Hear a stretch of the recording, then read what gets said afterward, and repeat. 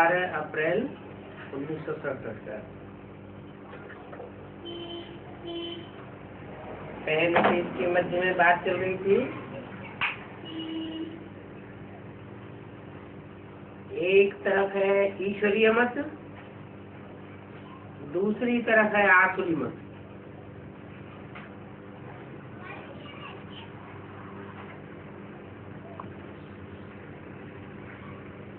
जिनको ईश्वरीय मत पर भरोसा नहीं है उनका हाल क्या होगा।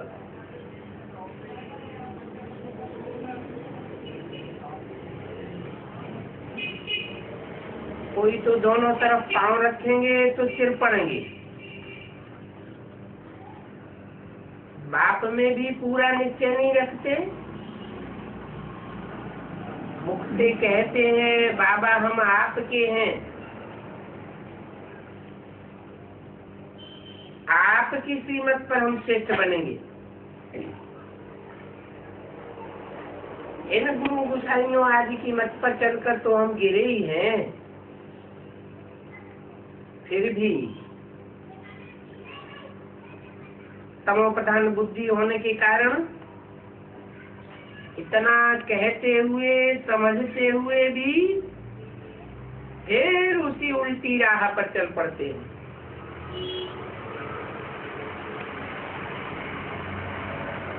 अब हमको तो कदम कदम पर ऊंच से ऊंच बाप की मत पर चलना है। शांति धाम सुख धाम का मालिक तो बाप ही बना लेंगे।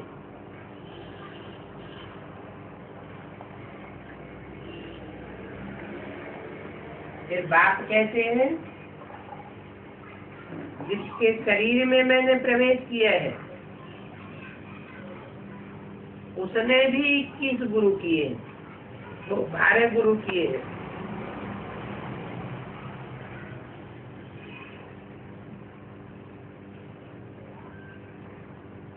यह भी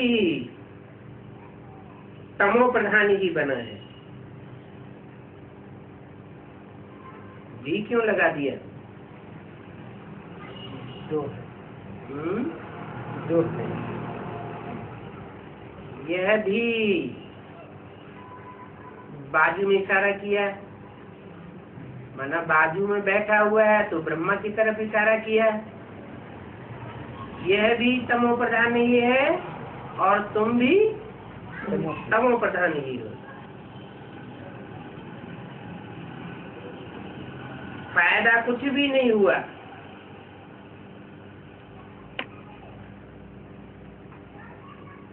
कब? 12 गुरु किए, फायदा कुछ भी नहीं हुआ। अब बाप मिला है तो सबको छोड़ दिया। ऊंच से ऊंच बाप मिला, फिर गुरु कितने भी किए उनका तो अब मुंह भी नहीं देखते।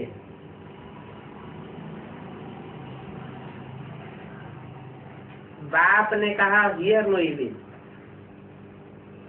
सी नो इविल। डुबोने वालों की तो शक्ल भी नहीं देखनी चाहिए, क्योंकि दुश्मन ठहरे ना। परंतु मनुष्य है बिल्कुल तमो प्रधान पतित बुद्धि। यहाँ भी ऐसे हैं बहुत, श्रीमत पर चल ही नहीं सकते, ताकत ही नहीं है, माया धक्का खिलाती रहती है। क्योंकि रावण इनका दुश्मन है, राम है मित्र। कोई राम कहते हैं, कोई शिव कहते हैं।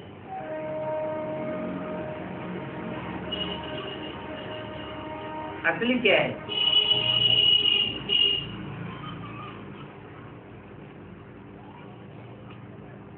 मेरा नाम तो शिव ही है, वो कभी बदलता नहीं है। मेरी बिंदी का नाम शिव है, लेकिन बिंदी बोलेगी कैसे? तो जिस मुकर्रर रथ में प्रवेश करते हैं उसके द्वारा राम राज्य स्थापन करते हैं, तो राम ही कहेंगे ना। असली नाम शिव बाबा है। शिव बिंदी और बाबा साकार। बाप कहते हैं तो मैं भी आत्मा तो हूँ,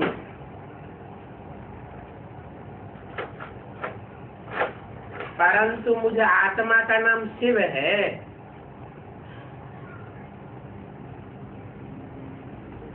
मैं कब पुनर्जन्म में नहीं आता हूँ,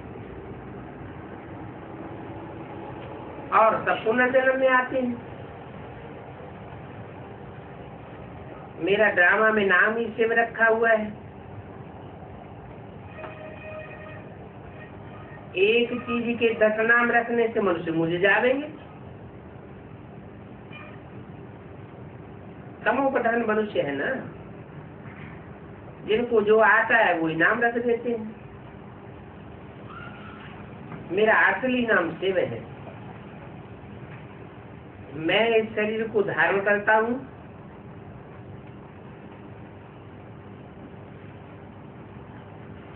परंतु मैं कोई कृष्ण में नहीं आता हूँ।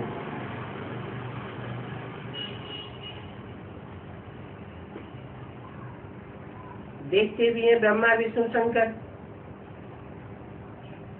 परंतु इन बातों को तुच्छ बुद्धि मनुष्य कुछ भी जानते नहीं है। सबको माया ने तुच्छ बना दिया है। वो समझते हैं विष्णु सूक्ष्म वतन में रहने वाला है।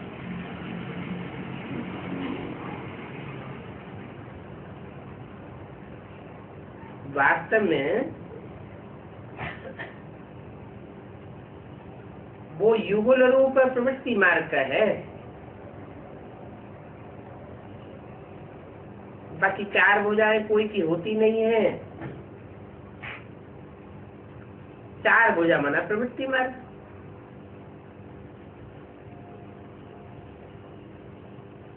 भुजाएं 4 क्यों बताई? प्रवृत्ति मार्ग में तो 2 भुजाएं होती हैं, बाई भुजा और दाई भुजा। वाम मार्गी स्त्री मानी जाती है और दायां हाथ पुरुष का माना जाता है। भुजा माना सहयोगी। सहयोगी तो आत्मा ही बनती है। तो प्रवृत्ति मार्ग की 4 भुजाएं क्यों बताई?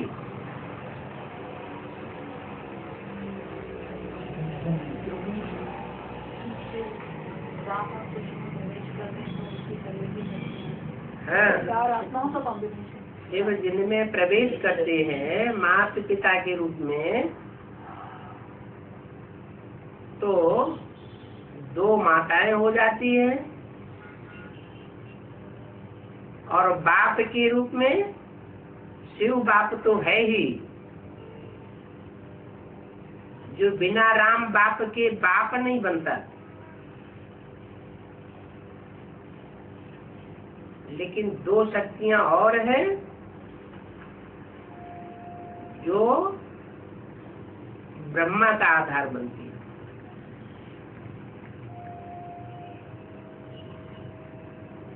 जैसे दाढ़ी मूंछ वाला ब्रह्मा, उसकी तो पूजा नहीं होती है, पुरुष तन है, तो माताओं के चार्ज में रखने के लिए पुरुष तन तो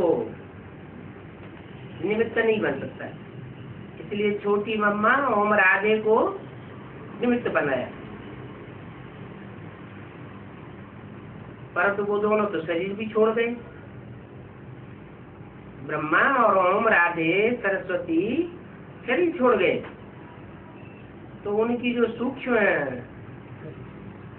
देह वाली आत्मा है वो अपना शरीर पूर्ण करने के बाद कोई ऐसे मनुष्य चोलों में प्रवेश कर जाती है जिनमें पहले बुद्धि से काम करती है, बुद्धि में प्रवेश करके, और बाद में गर्भ में प्रवेश करके काम करती है।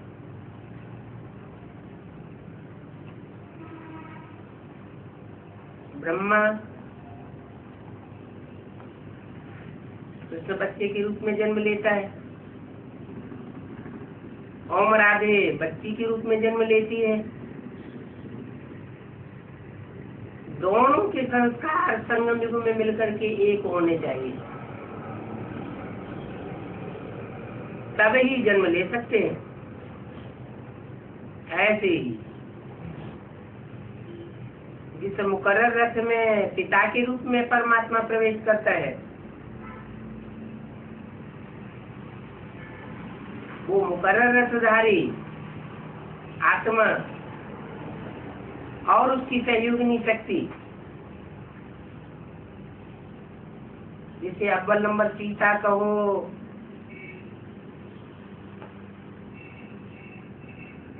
संगमयुगी राधा कहो, पार्वती कहो, वैष्णवी शक्ति कहो, विशेष सहयोगी बनती है। विशेष किस लिए? विशेष इसलिए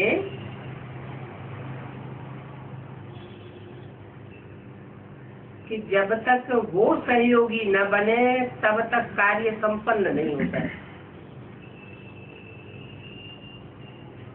राम की आत्मा और उसका शरीर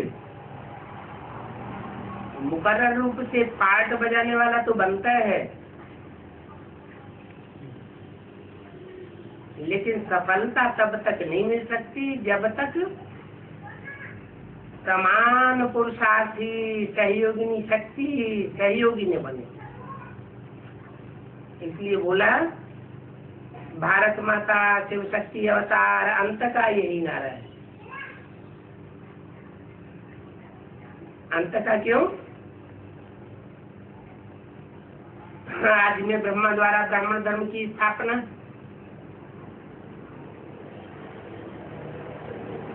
मध्य में शंकर द्वारा विनाश, और अंत में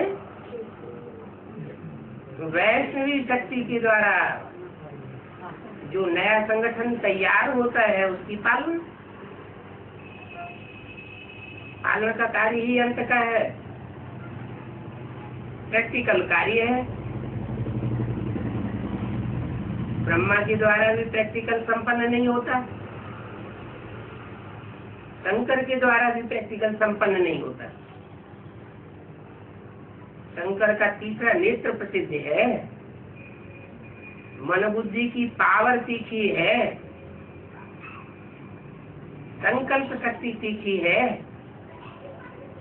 लेकिन संकल्प को भी साकार करने के लिए, प्रैक्टिकल में लाने के लिए पावर चाहिए प्योरिटी की। और पवित्र अपवित्र ये शरीर के द्वारा ही कहा जा सकता है। शिव सुप्रीम सोल जो ज्योति बिंदु है उसके लिए कहें कि एवर प्योर है, एवर इम्प्योर है, इसका कोई मतलब नहीं। वो एवर प्योर तभी बनता है जब कोई शरीर के द्वारा पार्ट बजाता है।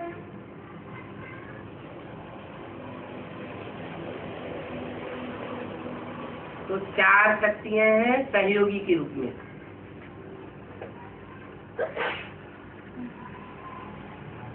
दो भुजाएं ऊपर की ओर दिखाई गई हैं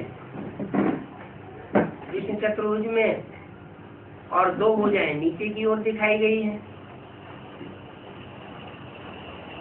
ऊंचा पार्ट बजाने वाली ऊपर की भुजाएं, और उनके बाद क्योंकि प्लस में लक्ष्मी नारायण होते हैं वो ऊंची माने जाते हैं। जब तक एडवांस नॉलेज नहीं निकली थी तब तक यही समझा जाता था कि राधा कृष्ण की आत्मा जो लक्ष्मी नारायण बनेंगी वो ही ऊंची है। एडवांस नॉलेज निकलती है तो पता चलता है कि प्लस में आने वाली भी कोई लक्ष्मी नारायण है, जो राधा कृष्ण को भी जन्म देने वाले रचयिता है। रचना में ज्यादा ताकत होती है या रचयिता में?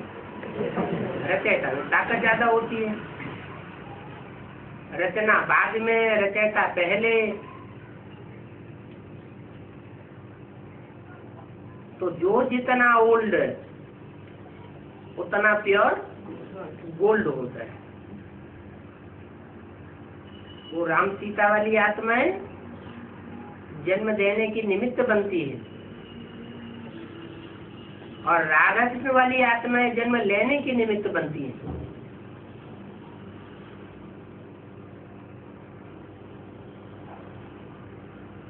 फिर एक भुजा रह गई, जगदम्बा। रुद्रमाला में दो विशेष आत्माएं, एक जगत पिता और दूसरी जगदम्बा। और विजयमाला में दो विशेष आत्माएं, एक ओम राधे जिन्होंने शरीर छोड़ दिया और दूसरी जिसमें प्रवेश करके छोटी माँ का पार्ट बजाती है, वैष्णवी शक्ति।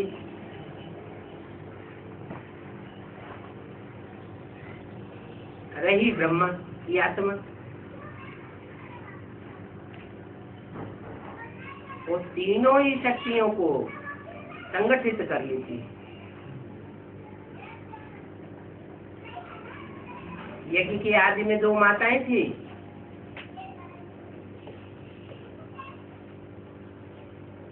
राम बाप चला गया, दोनों माताएं किसके साथ रही? ब्रह्मा के साथ रही। और ओम राधे तो उनके सहयोगी जीवन भर रही ही। तो ये चार भुजाएं बन जाती हैं, एक ओम राधे, एक ब्रह्मा और एक जगदम्बा और दूसरी वैष्णवी शक्ति, जिसे कहा गया भारत माता शिव शक्ति अवतार अंत का यही नारा है। ये चार भुजाएं माने चार आत्माएं विशेष मददगार हैं। किसके कार्य में? शिव तो बिंदु का नाम है। शिव शंकर भोलेनाथ के कार्य में। जैसे कृष्ण की आत्मा निमित्त बनती है ब्रह्मा का पार्ट बजाने के लिए, ऐसे ही राम की आत्मा निमित्त बनती है शंकर का पार्ट बजाने के लिए। तो चार भुजाएं हो जाती हैं मददगार के रूप में, और चार आत्माओं को चलाने वाला एक होता है राम, जिसे कहते हैं राम बाप। राम बाप की भी पहचान तब होती है जब शिव सुप्रीम सोल उसमें प्रवेश करता है। अगर राम बाप प्रवेश न करे, शिव बाप प्रवेश न करे, तो राम बाप की पहचान भी हो नहीं सकती।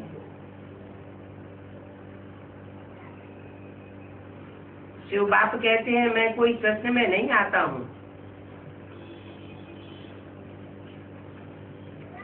बाप बन करके किस रूप में आता हूँ? माँ के रूप में आता हूँ।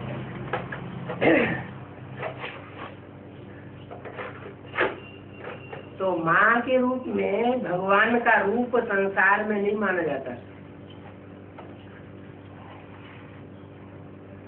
संसार में गॉड फादर कहा जाता है। गॉड फादर इज ट्रुथ, सच्चाई को बाप कहा जाता है। सत्य एक होता है और असत्य अनेक होते हैं। ऊंच से ऊंच एक है सत्य और बाकी सब है नीच से नीच असत्य।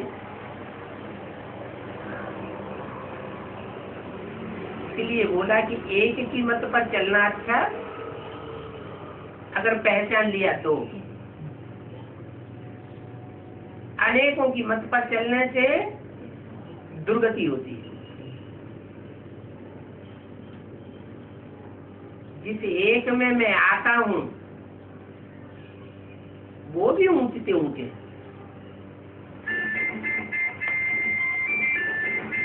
तो कहते हैं राम बाप हीरो पार्टधारी है। ड्रामा में हीरो और हीरोइन यही मुख्य माने जाते हैं। तो लक्ष्मी नारायण को कहेंगे हीरो हीरोइन, जो नर से नारायण नारी से लक्ष्मी बनते हैं। नारायण और लक्ष्मी जो मनुष्य जीवन का लक्ष्य है, इसी जीवन में नर से नारायण नारी से लक्ष्मी। अगले जीवन में नहीं। अगले जीवन में अगर लक्ष्य माना जाए तो वो अंधश्रद्धा हो जाती है। भगवान आप करके अंधश्रद्धा तो नहीं सिखा देंगे, वो तो बुद्धिमानों की बुद्धि है। तो बुद्धिमानों की बुद्धि आकर के हमारी बुद्धि को खोलता है। बुद्धि खुलती है तो उसमें ज्ञान समा जाता है। कृष्ण बच्चा बुद्धि, कृष्ण की आत्मा रचना होने के कारण है बच्चा बुद्धि, और राम है बाप माना रचयिता। रचयिता की बुद्धि पावरफुल होनी चाहिए। तो संसार में जो मान्यता चल रही है कि कृष्ण भगवान है, इसका फाउंडेशन कहाँ पड़ता है? संयोग में फाउंडेशन पड़ता है। और कब से पड़ता है? यज्ञ के आदि में ही। यज्ञ के आदि में ही ब्रह्मा के साक्षात्कारों का जिसके द्वारा क्लैरिफिकेशन मिला, ब्रह्मा की बुद्धि में बैठा कि मैं कृष्ण की सोल हूँ, नई दुनिया आने वाली है, पुरानी दुनिया जाने वाली है। उसका निमित्त का तिरस्कार हो गया। उसको न ब्रह्मा ने पहचाना और न तथाकथित ब्रह्मा कुमार कुमारियों ने पहचाना। बल शिव बाप ने मुरलियों में बोल दिया बाद में कि प्रजापिता शब्द जरूर लगाना चाहिए। ब्रह्मा कुमारी विद्यालय ये रंग है, क्योंकि कराची से मुरली निकलती चली आई ब्रह्मा के मुख से, तो उन्होंने यही समझ लिया कि ब्रह्मा ही सब कुछ है। ब्रह्मा की सोल कृष्ण के रूप में जन्म लेती है सतयुग में, और यज्ञ में आदि में जब से कृष्ण के द्वारा, कृष्ण की आत्मा के द्वारा, अंतिम चोले के द्वारा मुरली चलाई गई, तो सुनने वालों में प्रधानता किसकी थी? पुरुषों की या कन्याओं माताओं की? कन्याओं माताओं की प्रधानता थी। और कन्याओं माताओं को कृष्ण बच्चे से बहुत प्यार होता है। तो कृष्ण बच्चे का ही फाउंडेशन पड़ गया, यही गीता का भगवान है। यदि कि आदि में कृष्ण वाली आत्मा ने राम का तिरस्कार किया, सब सूर्यवंशियों का तिरस्कार हो गया, और जो भी सहयोगी बने वो सब चंद्रवंशी, इस्लामवंशी, बौद्धवंशी, क्रिश्चियनवंशी, ये सब सहयोगी बन गए। किसके? ब्रह्मा और कृष्ण के। तो ये सब माता के स्वरूप में ज्यादा उलझने वाली आत्माएं हैं।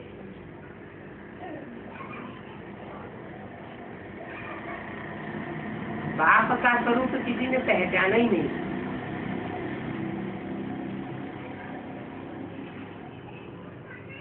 सन 47-48 में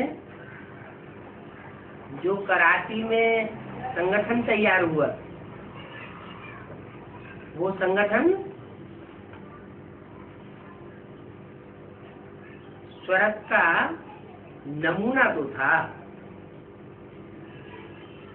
लेकिन वो अल्पकाल के लिए था या दीर्घकाल के लिए था? अल्पकाल के लिए था।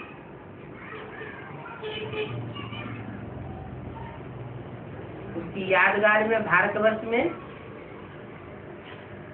अजमेर में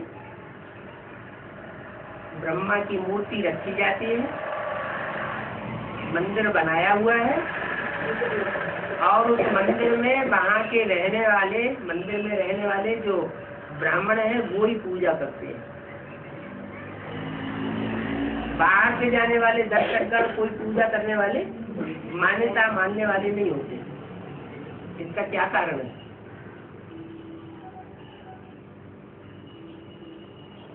इसका फाउंडेशन कहाँ पड़ा? भक्ति मार्ग में जो भी बातें हैं वो संगम की यादगार। अजमेर का तो अर्थ बताया, आज हमारे बकरी, मेढ़ हमारे मेढ़ा, भेड़ बकरियों का देश होता है मुसलमानों का देश। अजमेर में जहाँ ब्रह्मा का मंदिर है, वहाँ आज भी हिंदुस्तान का मुसलमानों का सबसे बड़ा मेला लगता है उर्स।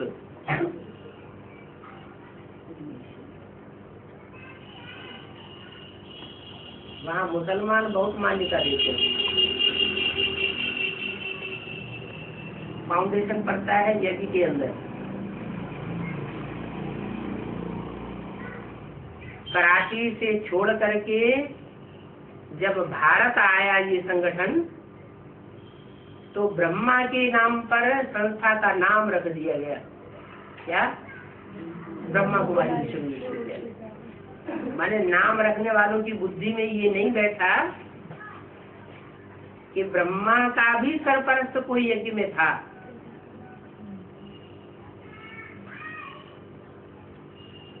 कृष्ण को ही मान्यता देते रहे, और कृष्ण की आत्मा ने भी अपन को सहज ही स्वीकार कर लिया कि संसार में अगर गीता का भगवान कोई साकार में है तो मैं ही हूँ, और कोई दूसरा साकार में गीता का भगवान नहीं हो सकता।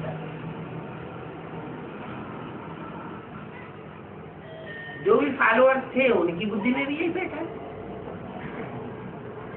63 जन्म ये पक्का होता आया कि गीता का भगवान कृष्ण है, और कृष्ण वाली आत्मा वो 63 जन्म लेती है। तो सबसे ज्यादा भक्ति मार्ग में 63 जन्मों के अंदर बुद्धि में पक्का किसके बैठेगा कि गीता का भगवान कृष्ण है? कृष्ण वाली आत्मा के अंदर ही पक्का विश्वास बैठेगा कि गीता का भगवान मैं ही हूँ। तो शिवो हम कौन हुआ? इस सारी सृष्टि में पहला शिवो हम कौन हुआ? कृष्ण। अपन को भगवान स्वीकार कर लिया। मुरलियों में भी कहीं कहीं ऐसा आता है, मैं कृष्ण की आत्मा हूँ, मेरे में शिव भगवान प्रवेश करते हैं। प्रूफ क्या है? इस बात का कोई प्रूफ मिला? प्रूफ तो कुछ भी नहीं। बस ब्रह्मा ने साक्षात्कार किए प्रैक्टिकल में, और प्रैक्टिकल में जो साक्षात्कार किए उनका क्लैरिफिकेशन उनको यज्ञ की याद में मिल गया। वो बात उनकी बुद्धि में पक्की समझ गई, विश्वास पक्का बैठ गया। क्या कि मैं कृष्ण की सोल हूँ, मुझे नई दुनिया में जाकर के जन्म लेना है कृष्ण के रूप में। मैं सृष्टि का पहला पत्ता हूँ, मुझे नई दुनिया बनानी है। मुझे नई दुनिया बनानी है। ये थोड़े जानते थे सेंस छूट जाएगा।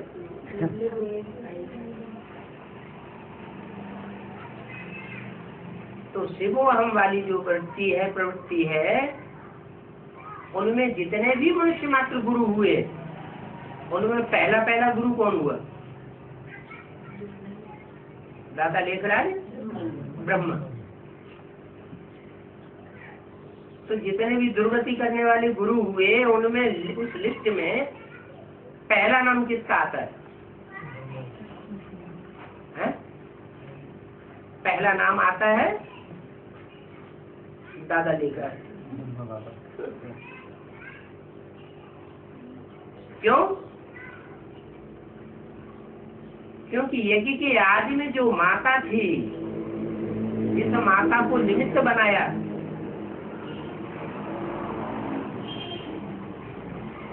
साक्षात्कारों का रहस्य सुनने और सुनाने के लिए ब्रह्मा बाबा ने, वो गीता माता, उसके ऊपर छाप किसकी अंततः पड़ी? दादा लेखराज ब्रह्मा और उस कृष्ण की छाप पड़ी या प्रजापिता की छाप पड़ी? अगर प्रजापिता की छाप पड़ी होती तो प्रजापिता के पीछे पीछे वो भी चली जाती, उसके पीछे नहीं गई। दिल पर छाप पड़ी हुई थी कृष्ण की, कृष्ण उर्फ दादा लेखराज ब्रह्मा की, उन्हीं को सपोर्ट किया। इसलिए मुरली में बोला है, कृष्ण की गीता से 2500 वर्ष में बनता है स्वर्ग से नरक, और शिव की गीता से 1 सेकंड में बनता है नरक से स्वर्ग।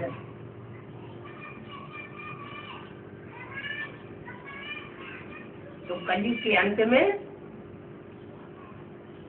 2 गीताएं हो जाती है, एक मनुष्यों की बनाई हुई गीता, मनुष्यों में पहला मनुष्य कौन? दादा लेखराज ब्रह्मा। एक मनुष्यों की बनाई हुई गीता और दूसरी शिव गीता, शिव की बनाई हुई गीता। मनुष्यों की बनाई हुई गीता से दुर्गति, माना भक्ति से होती है दुर्गति। मुरलियों का भक्ति रावण से आती है, और ज्ञान राम से आता है। तो यज्ञ के आदि में जो साक्षात्कार सुनने सुनाने का कार्य हुआ, ये फाउंडेशन भक्ति मार्ग का पड़ा, जिसने सिर्फ सुना और सुनाया। और एक और दूसरी माता थी,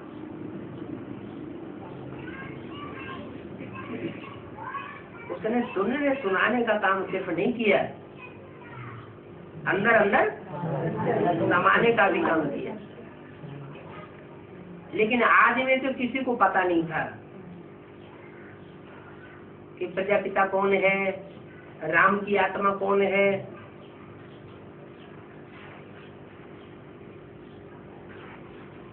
जब गीता ज्ञान मंथन होता है और मंथन के बाद जो सार निकलता है तो शिष्टात्माओं की बुद्धि में बैठने लगता है। इस शक्ति का पिता कौन है, असली पिता कौन है और माता कौन है।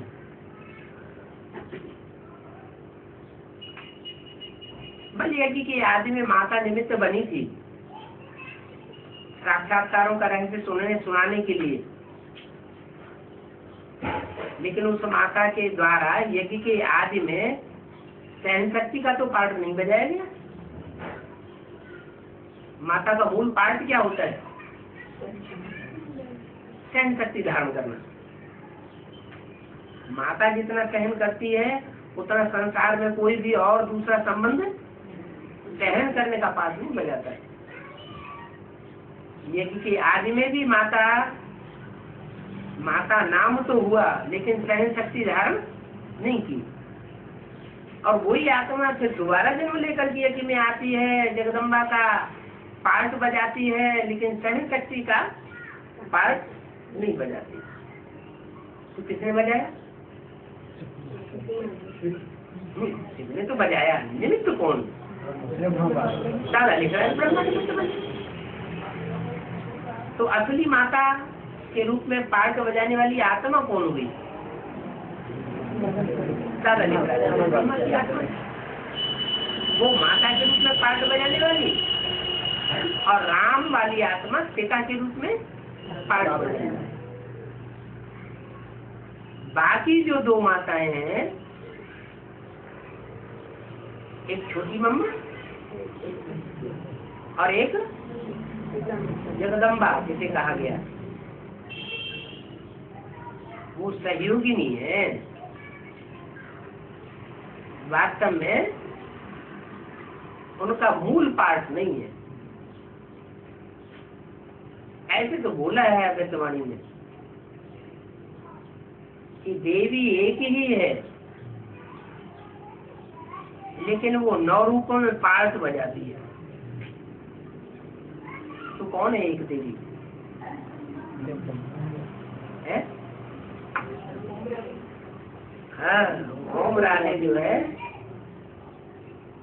वो पार्ट बजाती है 9 देवियों के रूप में। माने 9 कोई कन्याएं हैं जिनमें प्रवेश करके 9 देवियों के रूप में उसका पूजन होता है। और देवता भी एक ही है। कौन सा? जो देवताओं में बड़ा देवता माना जाता है, देवदेव महादेव। जैसे डॉक्टर होंगे तो समझ सकेंगे कि हाँ हमें कोई डॉक्टर पढ़ाने वाला है, हमको कोई डॉक्टर नहीं डॉक्टर बनाया। इंजीनियर समझेंगे हमको कोई इंजीनियर नहीं इंजीनियर बनाया है। तो ऐसे ही कोई सत्य रूपी रंगमंच पर एक आत्मा है जो देवत्व का पार्ट बजाने के लिए सबसे आगे, जब ऊंची उठती है तब,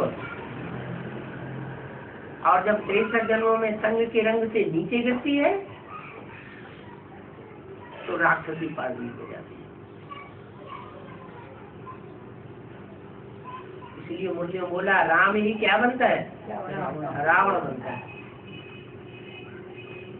कृष्ण ही क्या बनता है? कंस बनता है। सात्विक के स्टेज में कृष्ण और तामसी स्टेज में कंस। सात्विक होता है तब राम राज्य स्थापन करने की निमित्त बनता है, और जब तामसी बनता है तो रावण बन जाता है। क्योंकि रावण संप्रदाय का विनाश कौन करेगा? कोई देवता करेगा? देवताओं में इतनी शक्ति है कि आसुरी संप्रदाय का विनाश कर सके? हाँ जी, महाकाल है महाकाल महाकाल। महाकाल कहा जाता है इसलिए कि हर मनुष्य के लिए तो काल आता है, हर मनुष्य के लिए तो अपने जीवन में काल आता है। वो आता रहता है बार बार। मनुष्य जन्म लेता है फिर काल खा जाता है, 84 जन्म लेता है, 84 बार काल खाता है। लेकिन एक ऐसा है जिसके बाद काल खाने की बात ही खलास हो जाती है, इच्छा मृत्यु शुरू हो जाती 2500 वर्ष के लिए। इसलिए उसको कहा जाता है कालों का काल महाकाल, जिसको कोई काल के गाल में जाते हुए देख नहीं सकता।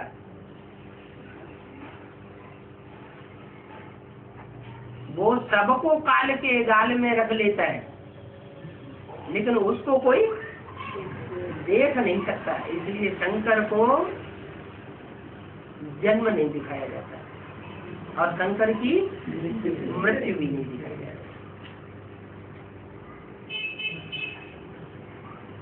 इसलिए कहा जाता है जन्म मरण से प्यारा। अब ऐसी बात तो है नहीं कि राम की आत्मा जन्म मरण के चक्र में नहीं आती। ये तो बेहद की बात है। ब्राह्मणों की दुनिया में जो नित्य बुद्धि बनते हैं कि बाप आया हुआ है, हम बाप के बच्चे हैं, तो जैसे जन्म हुआ और बुद्धि में से ये बात उड़ गई, अरे बाप नहीं है, ये बाप नहीं हो सकता, ऐसा बाप का पाठ नहीं हो सकता। अनिश्चय हुआ तो मृत्यु हो गई। तो मृत्यु सबकी होती है, अनिश्चय रूपी। लेकिन एक आत्मा ऐसी निमित्त बनी हुई है कि उसकी अनिश्चय रूपी मृत्यु नहीं हो सकती। इसलिए वो सारे संसार को पढ़ाई पढ़ाने के निमित्त है, प्रैक्टिकल में, साकार में बनाने वाला है निराकार सेवक। क्यों चुनता है? उस एक को ही क्यों चुनता है? यज्ञ के आदि में भी उस एक को ही चुना ज्ञान सुनाने के लिए, अंत में भी मुकर्रर रूप से रथ के रूप में अंत तक कार्य करने के लिए एक ही निमित्त बनता है। क्यों नहीं? बनी बनाई बन रही, अब कुछ बननी नहीं, कब बनी? वो बनी बनाई कब बनी? नहीं, 63 जन्मों से। 63 जन्मों में जिसने जैसा जैसा पार्ट बजाया है उसको वैसा वैसा उजूरा संगम युग में मिलता ही है। क्या पार्ट बजाया राम वाली आत्मा ने? जो ऐसा उजूरा मिला कि सुप्रीम सोल से वो उसमें प्रवेश कर जाते हैं।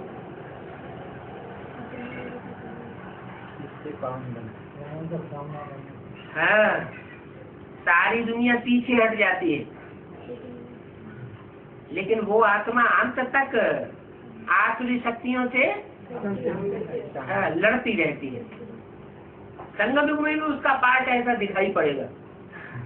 ऐसा आज से लेकर अंत तक संघर्ष करती रहेगी। क्या विजय हमारा जन्म से चलेगा, माना उसे अनिश्चय आने वाला नहीं है। कितनी भी हार होती रहे,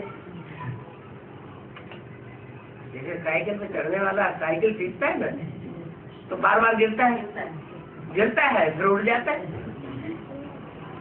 तो ऐसे ही राम वाली आत्मा का भी ये पार्ट है कि 63 जन्मों में आसुरी शक्तियों से, आसुरी धर्मों से टक्कर लेते लेते अंत तक वह आत्मा हार खाती है।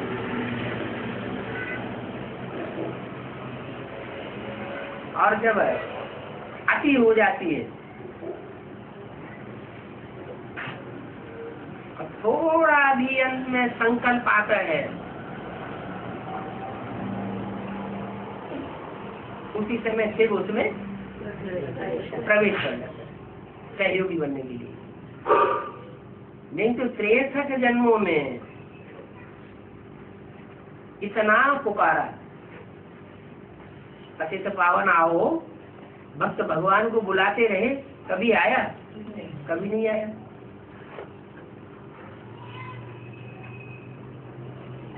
तो राम वाली आत्मा जो है वो निमित्त है इस बात के, उस कर्म शक्तिमत्ता को खींचने के लिए। दोनों ही मिलकर के एक हो जाते हैं, एक भोगी है, एक अभोक्ता है। सुप्रीम सोल शिव अभोक्ता और राम की आत्मा सुप्रीम सोल शिव अभोक्ता और राम की आत्मा 63 जन्म की भोगी।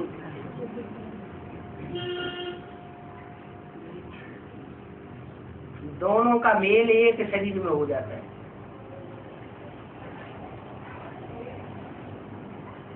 एक शरीर में दो आत्माएं और तीसरी कृष्ण बच्चे की सुन। ये प्रवृत्ति हो गई, माँ बाप भी है और बच्चे भी। बाप सुप्रीम सोल शिव, उसने प्रकृति का आधार लिया। प्रकृति का पुतला कौन? पहला इसका आधार लिया राम वाली आत्मा। आधार लिया तो वो हो गई माता सुप्रीम सोल शिव के लिए। और जिस रचना की रचना हुई पहली उसको कहेंगे तो बच्चे। तो ये त्रिमूर्ति है,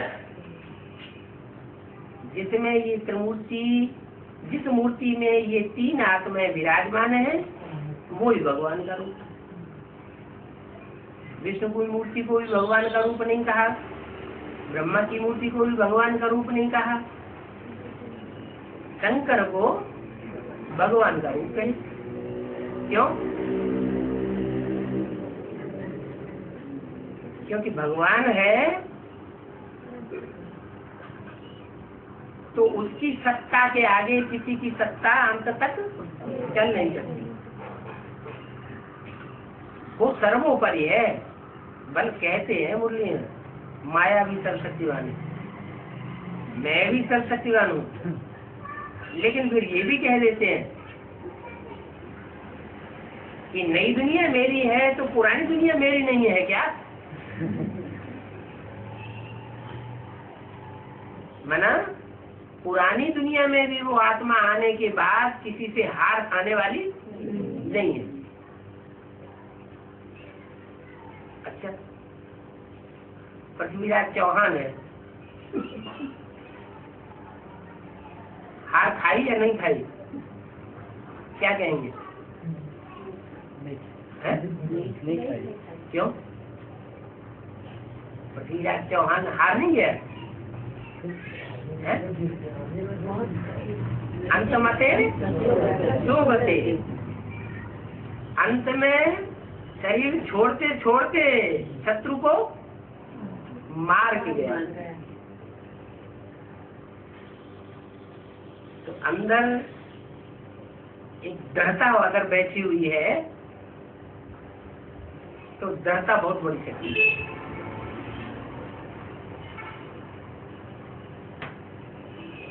मनुष्य की सोच जो है वो सारा काम कर लेती है। जैसे ब्रह्मा के लिए बोला, ब्रह्मा ने संकल्प से सृष्टि रची, तो सिर्फ ब्रह्मा नहीं रची, ब्राह्मण ने रची। ब्राह्मण भी तो सृष्टि रचते हैं अपने लिए। एक एक सितारे में एक एक दुनिया समाई हुई है, तो हर सितारा रूपी आत्मा अपने लिए संकल्प करती है और अपने लिए सृष्टि जन्म जन्मांतर की रचती है। सुख की सृष्टि भी रचती है और दुख की सृष्टि भी रचती है। सुख की सृष्टि तब रची जाती है जब श्रीमत के अनुकूल संकल्प होते हैं, वाचा होती है, कर्मणा होती है। और दुख की सृष्टि तब रची जाती है जब मनमत के संकल्प होते हैं, मनमत की वाचा होती है और मनमत की कर्मणा होती है, तो दुख की सृष्टि रची जाती है। ये शूटिंग कब होती है, रची कब जाती है? संगम पर रची जाती है। भाव ने तो बोल दिया बनी बनाई बन रही, अब कुछ बन नहीं ना। अब जो बनी बनाई है वो 63 जन्मों में ही बनी या उससे पहले कभी और भी बनी?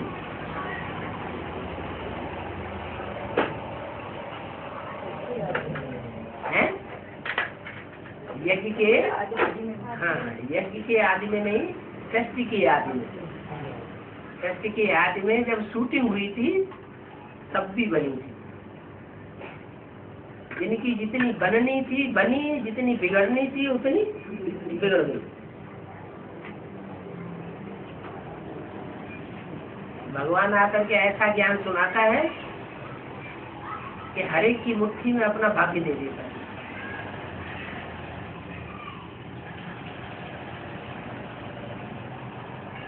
भाग्य को चाहे कोई बिगाड़े और चाहे कोई बनाए।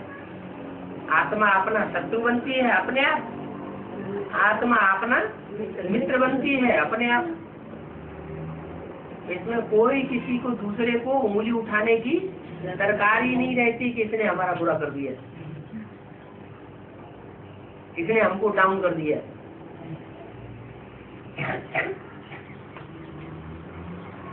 या इसने हमको ऊंचा उठाया, इसने हमारी किस्मत सुधार दी, इसकी वजह से हम ऊंचे उठे, इसकी वजह से नीचे गिरे, किसकी वजह से नीचे गिरे, किसकी वजह से ऊंचे उठे? अपने अपने कर्मों के आधार पर हम ऊंचे उठे और कर्मों के आधार पर नीचे गिरे। और संगम युग में भगवान आकर के कर्म करना सिखाते हैं।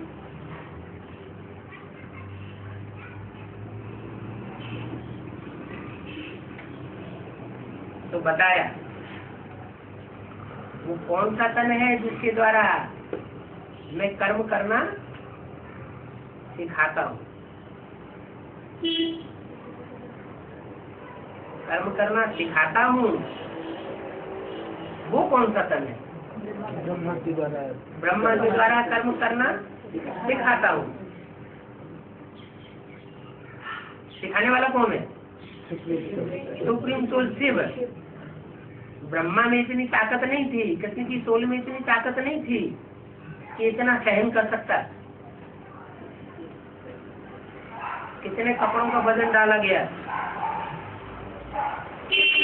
लेकिन कि आज से लेकर सन 68 तक जब तक शरीर छोड़ा 300-400 कन्याओं माताओं का वजन ब्रह्मा के ऊपर डाला गया और वो वजन लेकर के माउंट आबू तक पहुंचे। कराची से लेकर सिंध हैदराबाद से लेकर के कराची होते हुए माउंट आबू तक पहुंचे और निमित्त बने प्राइमरी नाली देने के लिए। जैसे छोटा बच्चा होता है तो पहली पढ़ाई उसकी कहाँ होती है? माँ की गोद। पहला टीचर तो माता बनती है, तो ब्रह्मा बाबा माता बने।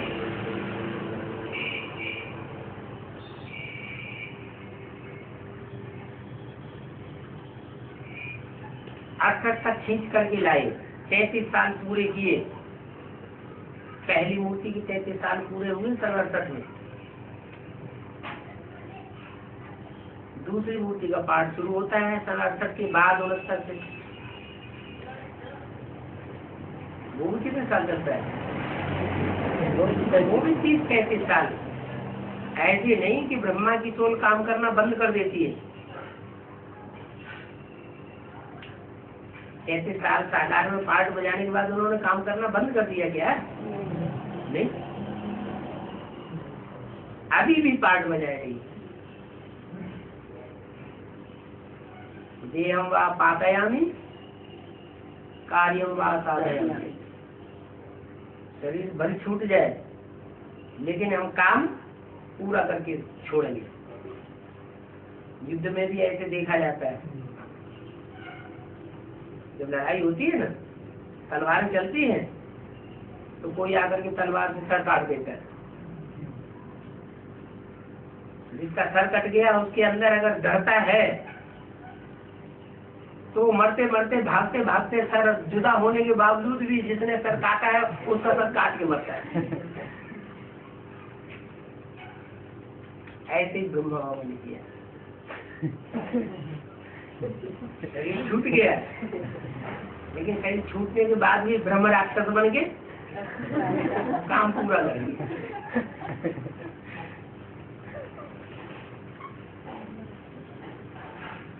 तो ये हीरो हीरोइन के पार्टधारी है कौन कौन?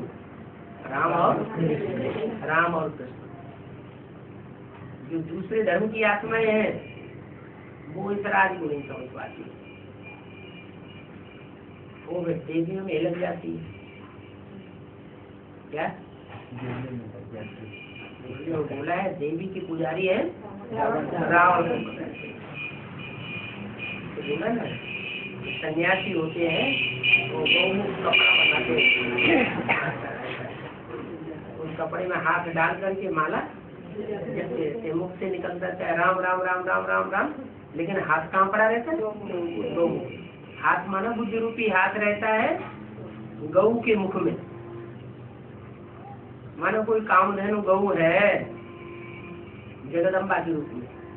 चित्रों में दिखाया जाता है कि कामधेनु गऊ के शरीर में 33 करोड़ देवताएं वास करते हैं। जगत की अम्बा है तो जगत की जो भी मनुष्य आत्माएं हैं उनका जन्म कहाँ से होता है? जगदम्बा से ही होता है ना। जगदम्बा का जो रूप है वो कोई दूसरे ग्रह पर नहीं माना जाता है। जगदम्बा माता कही जाती है, पृथ्वी माता कही जाती है। जैसे माता होती है ना, तो जितने जितने बच्चे पैदा होते जाते हैं तो चौड़ी चकरी होती जाती है, ऐसे ही वो माता भी पृथ्वी माता है। पृथ्व्याति माने विस्तार को पाती जाती है। पहले भारतवर्ष ही था, देवभूमि थी तो छोटी धरणी थी, सारी धरणी पर सागर ही सागर था। द्वापर युग शुरू होता है, द्वैतवादी युग शुरू होता है, दूसरे दूसरे धर्मों का आना शुरू होता है तो जनसंख्या बढ़ने लगती है दुनिया में। तो बढ़ते बढ़ते 500-700 करोड़ हो जाती है तो धर्मखंड भी कितने बढ़ जाते हैं? क्या सिर्फ भारत ही रहता है? नहीं, अमेरिका, ऑस्ट्रेलिया, एशिया, यूरोप, ये सारे के सारे धर्मखंड इतने विस्तार को पा जाती है पृथ्वी, तब उसका नाम पड़ता है पृथ्व्याति माने पृथ्वी विस्तार को पा जाती है। ऐसे ही संगम युग में भी सूर्य मोती इसके विस्तार को पाने वाली पृथ्वी की, जिसमें सारी सृष्टि पालना लेती है और कोई ग्रह उपग्रह नहीं है जहाँ आत्माओं की पालना होती हो। इस सिर्फ पृथ्वी ही है। चंद्रमा पर गए, कोई मिला क्या वहां? कोई नहीं मिला। क्यों क्यों नहीं मिला? दूसरे ग्रहों पर जीवन क्यों नहीं है? पृथ्वी पर ही जीवन क्यों है?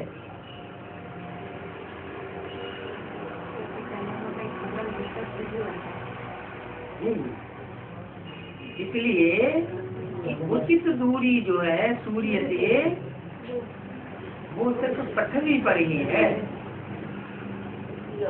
और ग्रह उपग्रह सूर्य से कोई बहुत दूर है और कोई बहुत नजदीक है। नजदीक है तो भी हमारे गर्मी के वहाँ कोई जीवन नहीं हो सकता, और दूर है तो ठंडी की वजह से वहाँ कोई जीवन नहीं बनता। या तो पुरुषार्थ की ठंडी हो जाती है या तो पुरुषार्थ की गर्मी हो जाती है, बैलेंस नहीं रहता। ये बैलेंस सिर्फ पृथ्वी पर, और वो भी सारी पृथ्वी पर नहीं। नॉर्थ पोल और साउथ पोल में कितनी बर्फ जमी हुई है, मीलों ऊंचे पहाड़ हैं जहाँ कोई जीवन नहीं। इसको कहते हैं पृथ्वी माता। धरणी माता इसलिए बोलते हैं कि धारण करती है। क्या धारण करती है? पापों का बोझ भी धारण करती है। इतने पाप होते हैं धरती पर, सब धारण करती है, सब सहन करती है।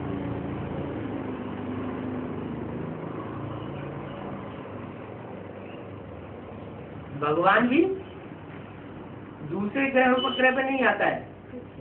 कहाँ आता है? पृथ्वी पर आता है। ज्ञान देता है आकर के, तो ज्ञान का भी वजन धारण करती है। लक्ष्मी को दो हाथ दिखाए जाते हैं, एक बायां और एक दायां। बायां हाथ जो है वो ज्ञान कलश को धारण करता है, और दायां हाथ बांटने के निमित्त बनता है। तो भारत है सारे संसार को भारत माता के रूप में देने वाला, और जगदम्बा है धारण करने वाली। वजन धारण करती है ज्ञान। बेसिक नाली में जो कन्या माताएं निमित्त बनी, उन्होंने इतना विस्तार नहीं किया है, लेकिन एडवांस नॉलेज में वो जगदम्बा जब निमित्त बनती है पालना करने की, तो जो भी मनुष्य मात्र हैं सब उसकी पालना में पलते हैं। अभी तो विदेशियों में जो बहुत थोड़े विदेशी हैं जिन्होंने वर्ल्ड मदर का टाइटल कोई ब्रह्मा कुमारी को दे दिया।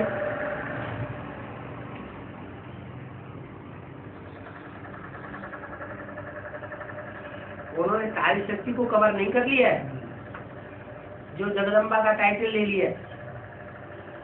टाइटल होता है ओरिजिनल होता है। तो जो यज्ञ के आदि में थी वो अंत में भी निमित्त बन जाती है। अभी निमित्त बनने वाली है कौन? जगदम्बा।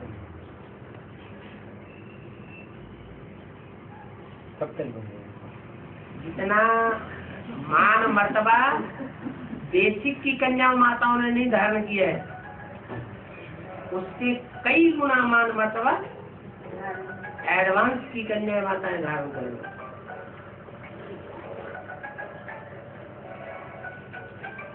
लेकिन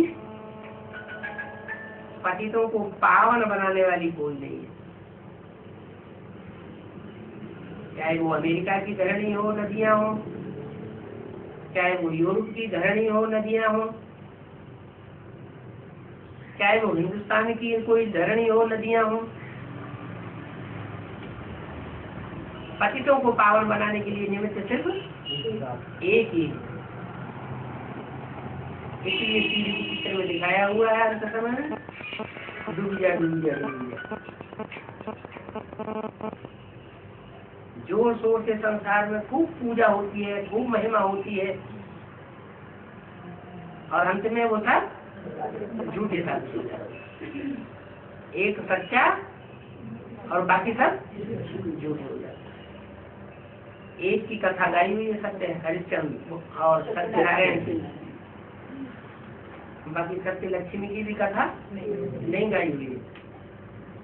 माने ज्ञान जब मिलता है तो ज्ञान में कोई न कोई त्रुटि लक्ष्मी में भी रह जाती है। इसलिए बोला है कि त्रिमूर्ति के चित्र में एक शेर है,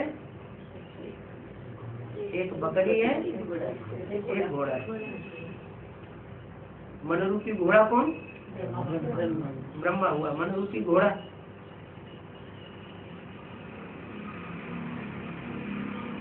और बकरी के रूप में रावण संप्रदाय ने पकड़ लिया कान, तो बस उनके हो गई, उन्हीं की बात सुन रहे। और जब भगवान की हस्ती चढ़ गई तो भगवान की बनती रहती है। इसलिए एक की मत पर चलने के लिए आज की मुरली में विशेष आग्रह किया। क्या? एक की मत से सदगति और अनेकों की मत से दुर्गति।